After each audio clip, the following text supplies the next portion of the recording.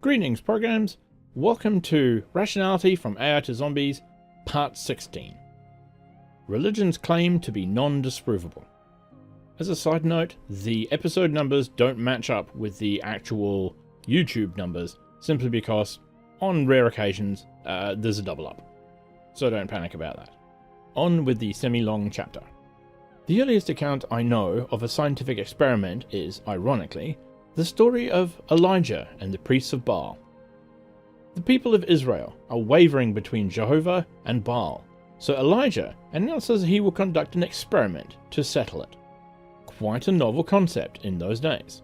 The priests of Baal will place their bull on an altar, and Elijah will place Jehovah's bull on an altar, but neither will be allowed to start the fire. Whichever god is real will call down fire on his sacrifice. The priests of Baal serve as a control group for Elijah. The same wooden fuel, the same bull, the same priest making invocations, but to a false god. Elijah then pours water on his altar, ruining the experimental symmetry. But this was back in the early days, to signify deliberate acceptance of the burden of proof, like needing a 0.05 significance level. The fire comes down on Elijah's altar, which is the experimental observation. The watching people of Israel shout, "The Lord is God!" This is peer review. And then the people haul the 450 priests of Baal down to the river Kishon and slit their throats. This is stern but necessary. You must firmly discard the falsified hypothesis, and do so swiftly before it can generate excuses to protect itself. If the priests of Baal are allowed to survive, they will start babbling about how religion is a separate magisterium which can neither be proven nor disproven. Back in the old days, people actually believed their religions, instead of just believing in them. Biblical archaeologists who went in search of Noah's Ark did not think they were wasting their time. They anticipated they might become famous. Only after failing to find confirming evidence and finding disconfirming evidence in its place did religionists execute what William Bartley called the retreatment to commitment. I believe because I believe. Back in the old days, there was no concept of religions being a separate magisterium. The Old Testament is a stream of consciousness culture dump. History, law, moral parables, and yes, models of how the universe works. In not one single passage of the Old Testament will you find anybody talking about a transcendent wonder at the complexity of the universe. But you will find plenty of scientific claims, like the universe being created in 6 days, which is a metaphor for the Big Bang, or rabbits chewing their cud, which is a metaphor for blah blah blah blah. Back in the old days, saying the local religion could not be proven would have gotten you burned at the stake. One of the core beliefs of Orthodox Judaism is that God appeared at Mount Sinai and said in a thundering voice, "Yes, it's all true." From a Bayesian perspective, that's some darned unambiguous evidence of a superhumanly powerful entity. Though it doesn't prove that the entity is God per se, or that the entity is benevolent. It could be alien teenagers for all we know. The vast majority of religions in human history, excepting only those invented extremely recently, tell stories of events that would constitute completely unmistakable evidence, if they'd actually happened. The orthogonality of religion and factual questions is a recent and strictly Western concept. The people who wrote the original scriptures didn't even know the difference. The Roman Empire inherited philosophy from the ancient Greeks, imposed law and order within its provinces, kept bureaucratic records, and enforced religious tolerance. The New Testament, created during the time of the Roman Empire, bears some traces of modernity as a result. You couldn't invent a story about God completely obliterating the city of Rome, a la Sodom and Gomorrah, because the Roman historians would call you on it, and you couldn't just stone them. In contrast, the people who invented the Old Testament stories could make up pretty much anything they liked. Early Egyptologists were genuinely shocked to discover no trace whatsoever of Hebrew tribes ever having been in Egypt. They weren't expecting to find a record of the 10 plagues, but they did expect to find something. As it turned out, they did find something. They found out, during the supposed time of the Exodus, Egypt ruled much of Canaan. That's one huge historical error. But if there are no libraries, nobody can call you on it. The Roman Empire did have libraries, Thus, the New Testament doesn't claim big, showy, large-scale geopolitical miracles as the Old Testament routinely did. Instead, the New Testament claims smaller miracles, which nonetheless fit into the same framework of evidence. A boy falls down and froths at the mouth. The cause is an unclean spirit. An unclean spirit could reasonably be expected to flee from a true prophet, but not to flee from a charlatan. Jesus casts out the unclean spirit. Therefore Jesus is a true prophet, and not a charlatan. This is perfectly ordinary Bayesian reasoning. If you grant the basic premise that epilepsy is caused by demons, and that the end of an epileptic fit proves that the demon fled. Not only did religion used to make claims about factual and scientific matters, religion used to make claims about everything. Religion laid down a code of law. Before legislative bodies, religion laid down history before historians and archaeologists. Religion laid down the sexual morals before women's lib. Religion described the forms of government before constitutions.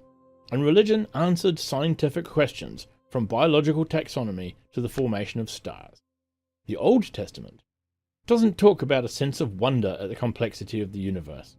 It was busy laying down the death penalty for women who wore men's clothing, which was solid and satisfying religious content of that era. The modern concept of religion, as purely ethical, derives from every other areas having been taken over by better institutions. Ethics is all that's left. Or rather, people think ethics is what's left. Take a culture dump from 2,500 years ago. Over time, humanity will progress immensely, and pieces of the ancient culture dump will become ever more glaringly obsolete. And ethics has not been immune to human progress. For example, we now frown upon such biblically approved practices as keeping slaves. Why do people think that ethics is still fair game? Intrinsically, there's nothing small about the ethical problem with slaughtering thousands of innocent firstborn male children to convince an unelected pharaoh to release slaves who logically could have been teleported out of the country.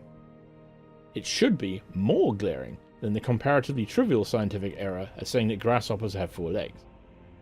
And yet, if you say the earth is flat, people will look at you like you're crazy. But if you say the Bible is your source of ethics, women will not slap you. Most people's concept of rationality is determined by what they think they can get away with. They think they can get away with endorsing Bible ethics, and so it only requires a manageable effort of self-deception for them to overlook the Bible's moral problems.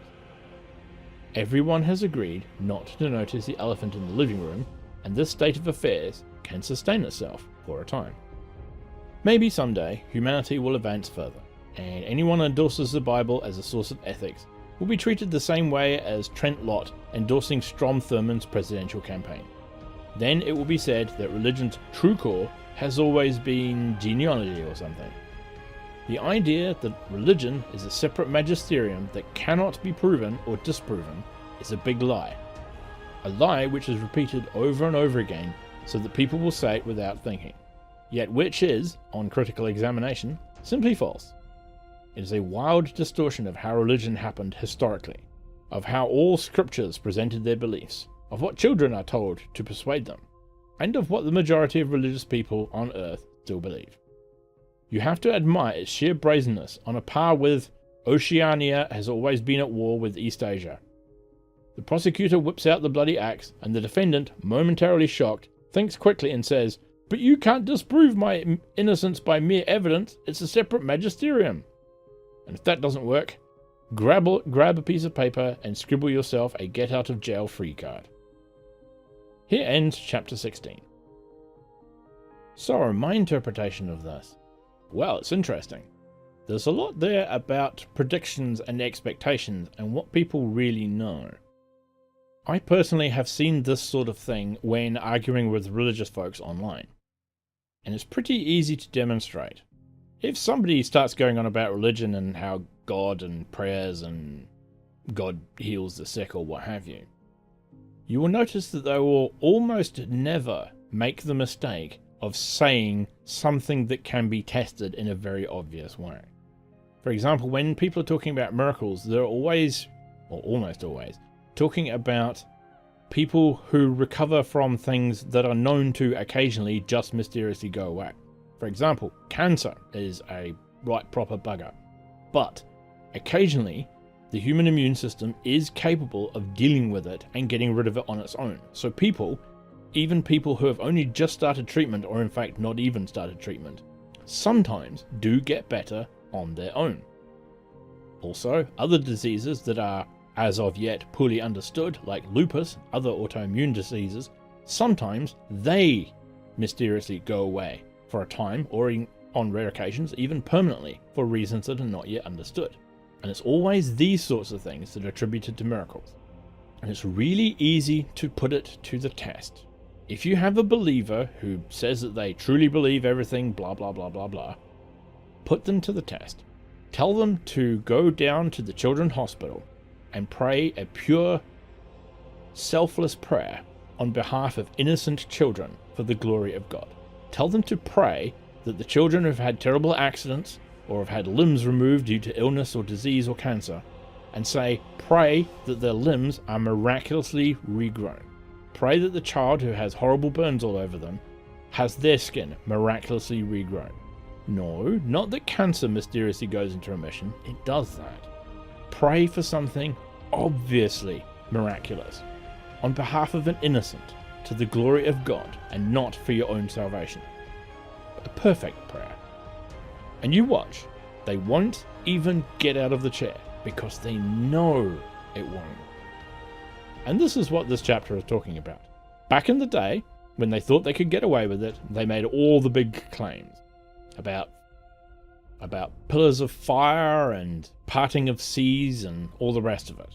And when it comes to the New Testament, when they know that they can't get away with it because Romans are a thing and they keep records, then it's small stuff.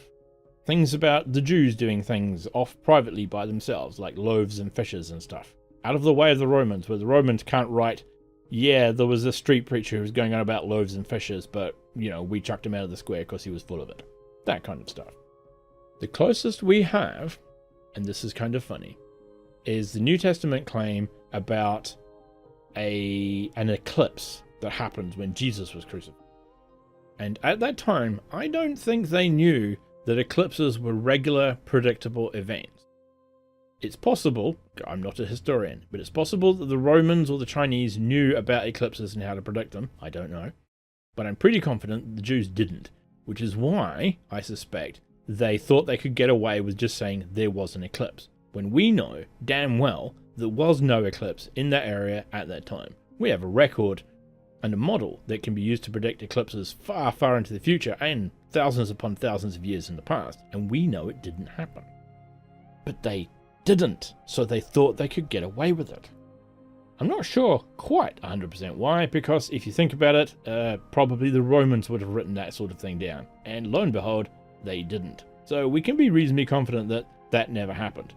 Along with all the other fun things like the zombie apocalypse, or where all the dead came out of their graves and walked around and talked to people. It's like, yeah, I'm pretty sure the Romans would have made a note about that one if it had happened. Or as Phil Hellenes has said in the past, if you see someone walking down the road and they're carefully stepping over all the cracks, you may not know exactly what's going on there, but you can tell one thing for certain: they can see the cracks.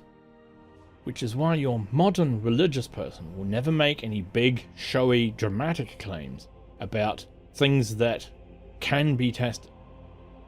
No putting God or Jesus to the test by praying for miraculous healing, or for God to magically reinvigorate damaged croplands, or to instantaneously put out a forest fire and regrow all the trees. You'll never see them pray for that, because I suspect on some level they know it's not going to work. No, it'll just be praying for rain or what have you. Because in most cases, other than Death Valley, rain is a thing that will show up sooner or later. And if they leave it long enough, they can say, see, I told you it was going to happen. Sure, it happened 6 months too late, but it did happen. God works in mysterious ways. So that's all for today. Tune in next time for more of the same, or possibly one of the other podcasts I've got set up if I am able to get my act sorted out in time. So there's always that to look forward to. Bye for now.